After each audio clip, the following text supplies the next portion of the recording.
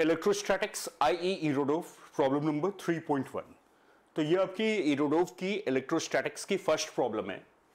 Calculate the ratio of the electrostatic to gravitational interaction forces between two electrons between two protons.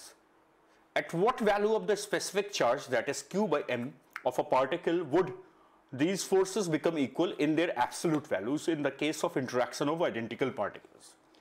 तो इस problem में basically I Irodov की इस problem में आपसे तीन पार्ट्स पूछे जा रहे हैं। पहला पार्ट में आपको दो इलेक्ट्रॉन्स के बीच में रेशियो निकालना है इलेक्ट्रिक फोर्स और ग्रेविटेशनल फोर्स का, एब्सोल्यूट वैल्यूज मतलब मैग्नीट्यूड। सेकेंड में आपको दो प्रोटॉन्स के बीच में रेशियो निकालना है इलेक्ट्रिक फोर्स और ग्रेविटेशनल फोर्स का। और तीसरे पार्ट में पूछ रहा है कि अगर दो आइडेंटिकल पार्टिकल्स है, मान लो तुम्हारे पास दो आइडेंटिकल पार्टिकल्स है, तो उनका चार्ज बाय मास रेशियो क्या होना चाहिए, जिसको स्पेसिफिक चार्ज भी कहते हैं, as we have seen in the fundamentals, कि उनके बीच की ग्रेविटेशनल फोर्स और इलेक्ट्रिक फोर्स का मैग्नीट्यूड सेम हो जाए। ठीक, तो देखो फर्स्ट और सेकेंड पार्ट के लिए पहले हम एक फॉर्मूला डेवलप कर लेते हैं। Suppose we have two identical particles. Identical का क्या मतलब हो गया? दोनों के चार्जेस सेम होंगे और दोनों के मासेस भी सेम होंगे। ठीक, क्योंकि देखो तीनों ही पार्ट में आइडेंटिकल पार्टिकल्स है, या तो दो इलेक्ट्रॉन्स है या दो प्रोटॉन्स हैं, और तीसरे पार्ट में कोई अननोन पार्टिकल्स है जो हमें पता लगानी है।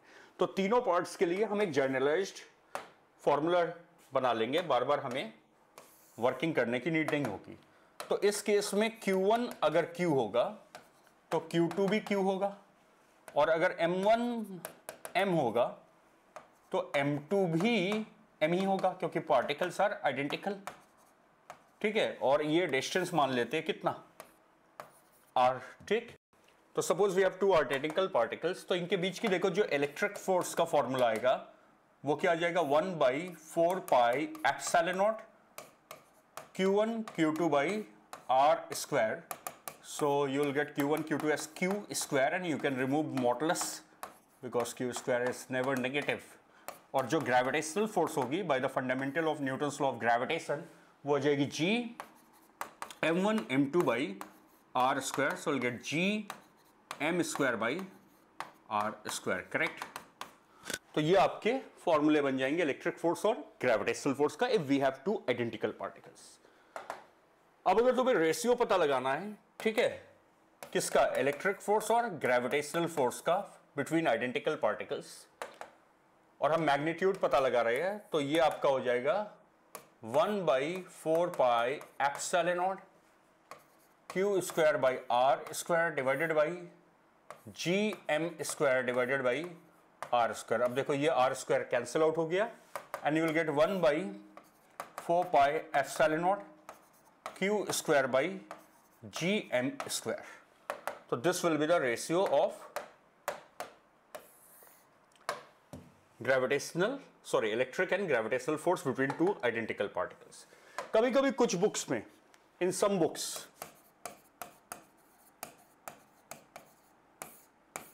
एट्रैक्टिव फोर्स को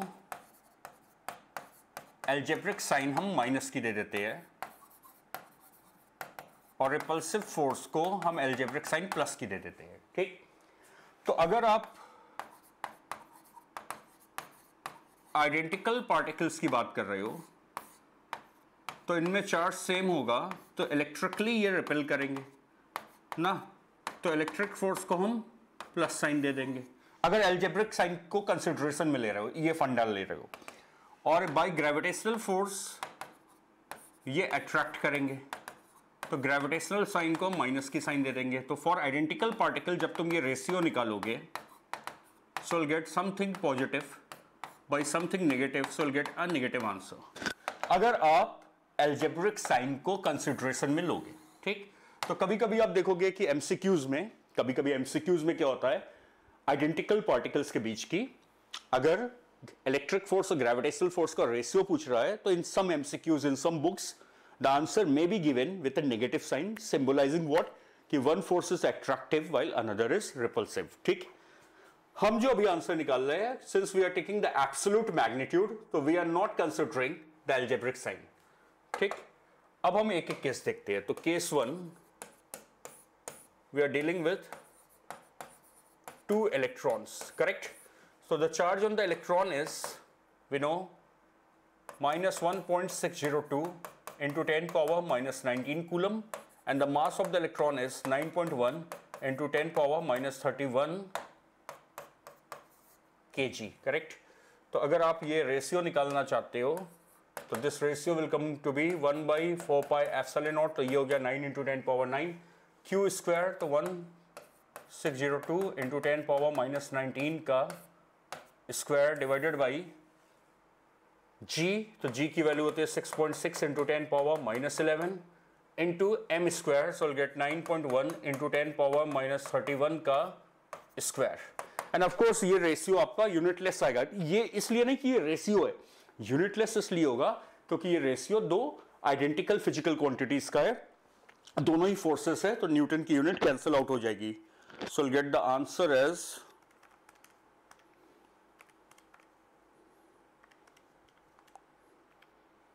6.6 एक्सपोनेंट minus 11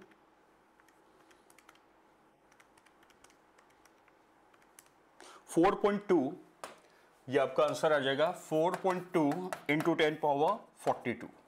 तो ये तुम्हारी दो इलेक्ट्रॉन्स के बीच की इलेक्ट्रिक फोर्स और ग्रेविटेशनल फोर्स का क्या आ गया, रेशियो आ गया। और अगर तुम ये अलजेब्रिक साइन को भी कंसीडर करोगे तो मैंने अभी आपको बताया, हो सकता है कुछ बुक्स में, कुछ एमसीक्यू में ये आंसर आपको ऐसे भी दिया जा सकता है, symbolizing that one force is attractive and one is repulsive between two electrons। चलिए अब देखिए, मैंने एक ये फॉर्मूला एक जनरलाइज केस क्यों डिराइव कर देने का फायदा हुआ, देखो कि अब तुम किसी भी आइडेंटिकल पार्टिकल के लिए सीधे ये फॉर्मूला यूज कर सकते हो, बार बार हमें पूरी डिटेल वर्किंग नहीं करनी, ठीक। तो सेकंड पार्ट में क्या पूछ रहा है, दो प्रोटॉन्स के बीच का यही काम करो, ठीक। तो सेकंड केस है for two protons,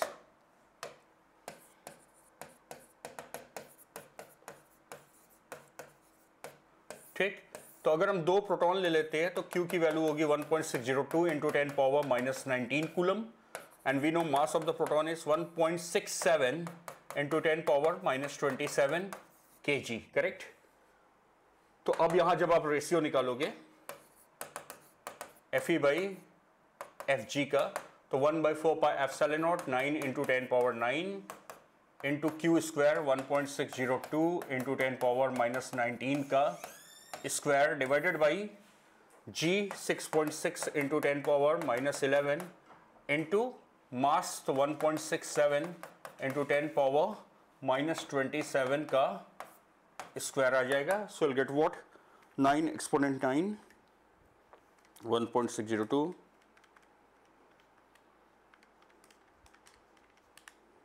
divided by so we'll get 1.254 यानी approximately 1.25 into 10 power 36।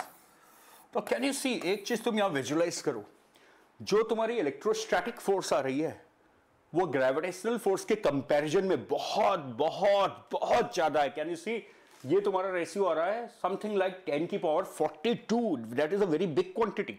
तो अगर दो इलेक्ट्रॉन्स किसी गिवन सेपरेशन पे रखे हैं तो जस्ट इमेजिन कि इलेक्ट्रोस्टैटिक फोर्स ग्रेविटेशनल फोर्स के कंपैरिजन में कितनी ज्यादा है। And same thing goes for the pair of protons, this is of the order of 10 power 36, इतनी टाइम्स ज्यादा आपकी इलेक्ट्रोस्टैटिक फोर्स है in comparison to gravitational force. तो ये आपके पहले दो पार्ट हो गए, ठीक, ये आपके पहले दो पार्ट हो गए। अब देखो थर्ड पार्ट क्या है, बड़ा इंटरेस्टिंग पार्ट है। थर्ड पार्ट ये कह रहा है कि सपोज करो आपके पास दो आइडेंटिकल पार्टिकल्स है, आई डोंट नो ये कौन से पार्टिकल्स है, ठीक। Suppose they are some hypothetical particles, ठीक है, और तुम्हें इनका स्पेसिफिक चार्ज पता लगाना है। क्या पता लगाना है, स्पेसिफिक चार्ज। स्पेसिफिक चार्ज का मतलब होता है चार्ज बाई मास, इसको स्पेसिफिक चार्ज कहते हैं। इसकी यूनिट क्या होती है, कूलम पर केजी। तो जब भी स्पेसिफिक चार्ज की वैल्यू पता लगानी होगी तो तुम्हें चार्ज बाई मास पता लगाना होता है, यानी चार्ज और मास अलग अलग नहीं, चार्ज और मास का रेशियो को स्पेसिफिक चार्ज कहते हैं, ठीक। तो तुम्हें दो आइडेंटिकल पार्टिकल्स है, जैसे दो इलेक्ट्रॉन्स थे, दो प्रोटॉन्स थे, तो वैसे ही कोई भी दो आइडेंटिकल मतलब क्या हो गया, आइडेंटिकल मतलब हो गया कि इनका मास सेम होगा और इनके चार्जेस सेम होंगे, ठीक। तो इनका क्या स्पेसिफिक चार्ज हो कि इनके बीच की जो इलेक्ट्रोस्टैटिक फोर्स का मैग्नीट्यूड हो एब्सोल्यूट वैल्यू और वही ग्रेविटेशनल फोर्स का मैग्नीट्यूड हो जाए, ये दिया हुआ है। तो तुमने देखा भाई इलेक्ट्रॉन्स में तो ऐसा होता नहीं। इलेक्ट्रॉन्स में तुमने देखा कि इलेक्ट्रोस्टैटिक फोर्स ग्रेविटेशनल फोर्स के कंपैरिजन में बहुत ज्यादा आ रही है। तुमने ये भी देखा कि दोनों प्रोटॉन्स के केस में भी ऐसा नहीं हो रहा है।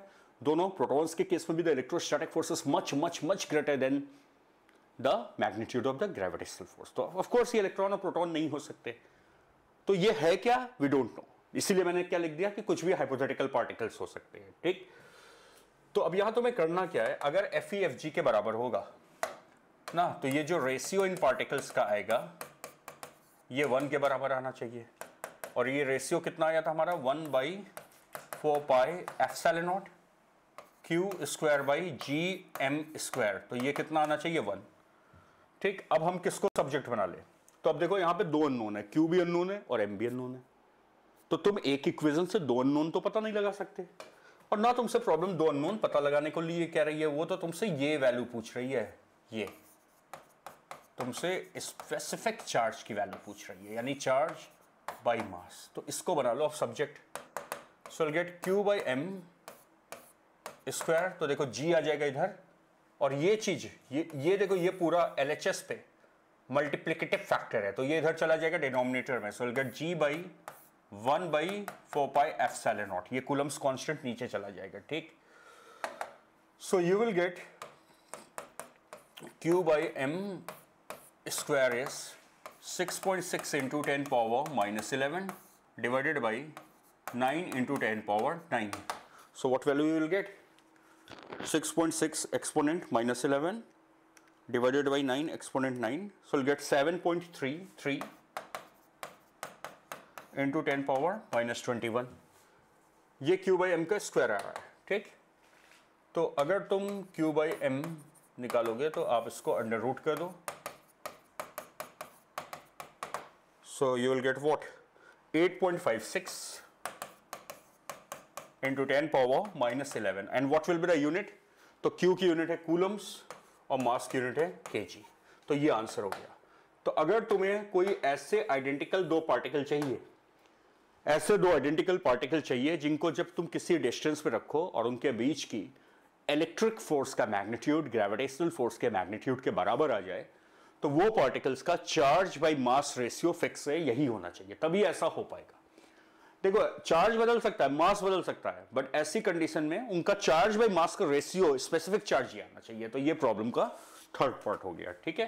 तो ये आपकी इरोडोव की फर्स्ट प्रॉब्लम थी, जिसमें हमारे 3 अलग अलग पार्ट्स थे जो हमने देखे। Got it.